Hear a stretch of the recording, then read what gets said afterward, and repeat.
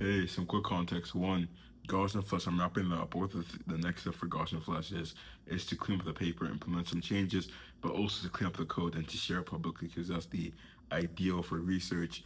I can get feedback and people can build upon Gaussian Flush.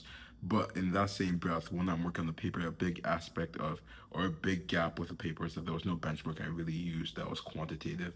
Um, and to be fair, for the kind of work that Gaussian flushes, physics can be Gaussians.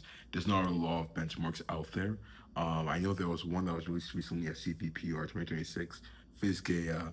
I don't know if that one's directly for Gaussians, but more so like physics. And you can simulate it and see how accurate it is, but that's also still qualitative. So what I did is I built GaussianBench. GaussianBench is meant to check if your solve or your material point method, whatever you're using, is properly doing the physics, right? So it's no longer just like, hey, this looks about right, but this is right, right? The issue though is that Gaussian bench is split into two parts. There's the verification and there's the validation. The verification is a lot of what I've been saying before, which is, hey, basically we know the answers to some physics questions, right? So we can test your solver on those physics questions to see if the way you implemented them is correct. But then also the validation is meant to be like, okay, we're not just looking at the physics. We're not looking at, okay, let's say we take an actual material body. Let's say we take a body of jelly and we record it, we get the details, like, oh, we know it's this stiffness and whatnot, and we simulate it with your solver. Do they match? So it's a two-part system. The first part of the verification has been done. The next step is the validation, which I just need to test.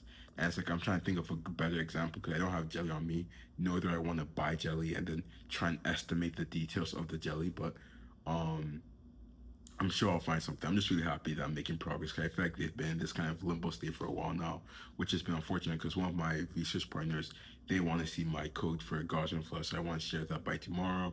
And with the paper, I just want to get out there, especially before I go to YC Startup School, because I already know a big thing whenever I bring up is like, oh, can you send me the link of the paper? I'm tired of like sending the PDF on Startup's website. I would rather just send the archive posting. Um, but overall, really exciting, really exciting. I think it's awesome that I not only get to do Gaussian Flush as a work, but also, as a contribution, but also have this new benchmark that other people can evaluate their work on. So that's gonna be really amazing to see.